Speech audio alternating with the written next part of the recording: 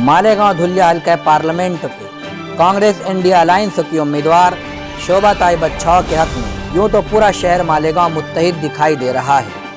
हर सियासी पार्टी तंजीमों के सुदूर अपनी अपनी सियासी पार्टी के और तंजीमों के बैनर तले शोभा ताई बच्छाव को हिमायत दे रहे हैं, लेकिन इसी शहर मालेगांव में एक कद आवर शख्स ऐसा भी है जो सियासी और तंजीमी तौर पर पूरे सूबा महाराष्ट्र में अपनी एक अलग पहचान रखता है। इसके बावजूद ये शख्स शोभा ताई बच्छाव को सियासी तंजीमी तौर पर हिमायत देने के बजाय वाज़े तौर पर ये ऐलान करते हैं कि शोभा ताई बच्छाव मेरी बहन है और मैं एक भाई होने के नाते शोभा ताई बच्छाव की हिमायत करता हूँ। ये वो शख्सियत है दुनिया जिन्हें अलहाज यूसुफ सेठ नेशनल वाला के नाम से जानती पहचानती है। यकीनन यूसुफ सेठ नेशनल वाला के इस बयान ने इस सियासी महामारी के दौर में भी मोहब्बत भाईचारगी के पैगाम को तक़वियत पहुंचाई है। आइए सुनते हैं यूसुफ सेठ नेशनल वाला के पूरे बयान और तमामी मोअज़्ज़िज़ शख्सियत, तमामी दरगाह के सदर अरकान, हमारे पार्लियामेंट हल्के के धुलिया मालेगांव के डॉक्टर शोभा ताई बच्छाव साहिबा जो यहाँ से उम्मीदवारी कर रही है, उनके शौहर डॉक्टर दिनेश बच्छाव साहब, छाया ताई इखलाक भाई, अकबर सेठ साहब, नूरुल ऐन साहब, मैं इस दरगाह पे बहुत बार आया। मेरे भाई हाजी मोहम्मद इब्राहिम सेठ भी बहुत बार आए और सूफ़ी गुलाम रसूल साहब जो है वो मेरे उस्ताद मोहतरम थे, जिन्होंने मुझे सियासी दावपेच भी सिखाया और उसी दावपेच का नतीजा आज देखने को नज़र आ रहा है। ये जो शोभा ताई बच्छाव है, हमें किसी पार्टी या किसी तंजीम के ज़रिए इलेक्शन नहीं लड़ना है। हम इनके साथ जुड़े हैं 25 साल से। इखलाक भाई जो है और मेरे बड़े भाई मरहूम हाजी इब्राहिम से 25 साल से हमारा इनका रिलेशन है और एक भाई बहन का रिलेशन है।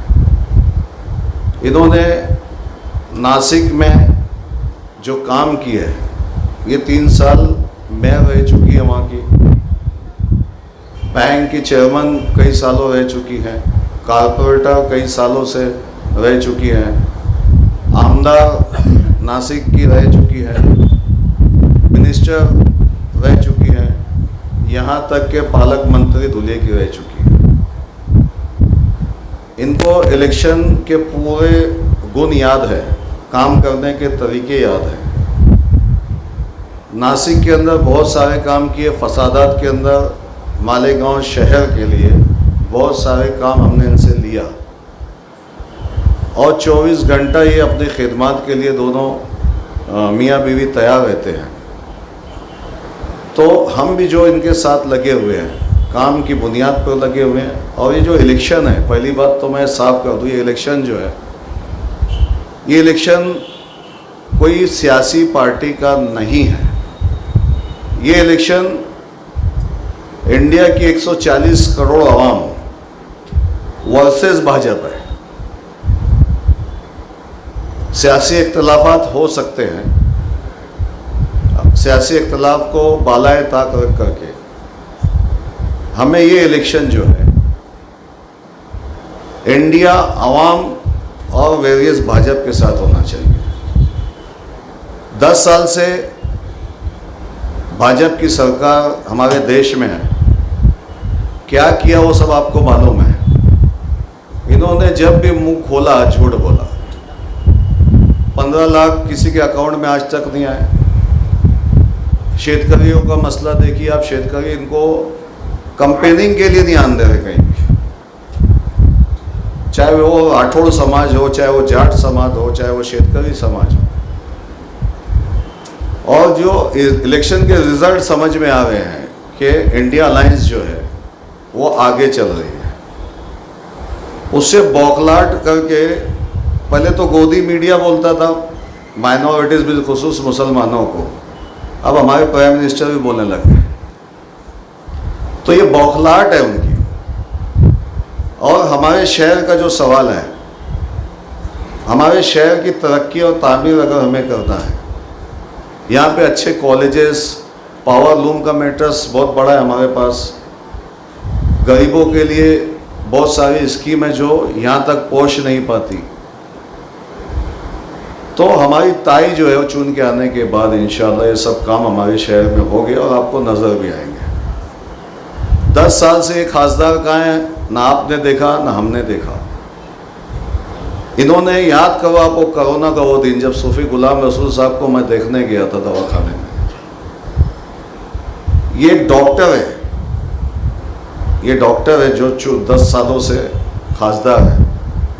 इन्होंने कहा था, मैं मुबारकबाद पेश करता हूँ शेख रशीद साहब को जिन्होंने उसका खुल करके बायकॉट किया था, और उन्होंने मालेगांव की उस गरीब आवाम को दुनिया सिविल हॉस्पिटल में जाने से मना किया था कि इनको वहाँ तक पहुँचने ना दिया जाए, भले मर जाए। तो आज मौका हमें मिला है। हमें मीर सादिक, मीर जाफर की तरफ देखना नहीं है। ये सब भाजपा के दलाल हैं, इनको पैसा कौड़ी दे करके खड़ा किया गया है। हमारी वोट ज़ाय ना हो। और सभी उलमाए कराम ने, सभी मकातबे फ़िक्र ने, सभी मसलकी हमारे जो अकाबरीन हैं, उन्होंने ये कहा कि जो सीट आगे चल रही है उसको आगे बढ़ा दो। हर एक ने कहा है। तो हमारे ऊपर वो उनके जो ऑर्डर्स है उसको फॉलो करने का काम हमारा है। इसलिए हमारी सीट मुकाबले में चल रही है, हमारी सीट आगे चल रही है आज। तो ये कैसे आगे चले, इसको कैसे आगे चल करके चुन के लाना, या आपके हाथों में है। मैं ज़्यादा कुछ बोलूँगा नहीं, अभी वक्त नहीं है। 20 तारीख के दिन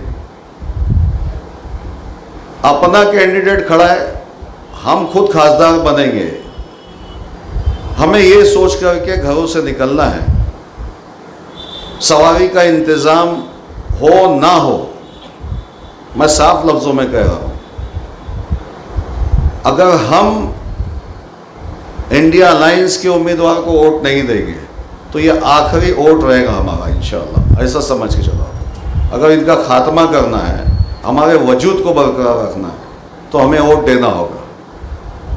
20 तारीख को पंजे की निशानी है शोभाताई बच्चाओं की, और 2 नंबर पे इनका बटन का निशान है, वो दबा करके, और जब तक कि आवाज़ नहीं आई बटन के अंदर तो आपको बटन को छोड़ना नहीं है।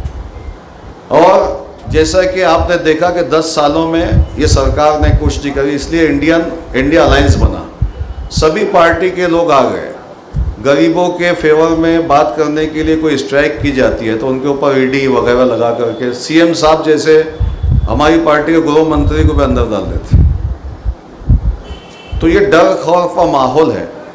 इसलिए आपके पास ताकत है वोट देने की, तो अब की उसका पूरा भरपूर इस्तेमाल कीजिए और शोभाताई बच्चाओं को चुन करके लाने की कोशिश करेंगे हम। और इंडिया जो है, इंडिया अलायंस जो बना है, इंडिया जुट गया है। इंडिया जुटेगा, इंडिया जीतेगा तो इंडिया चलेगा। अल्लाह हाफिज़।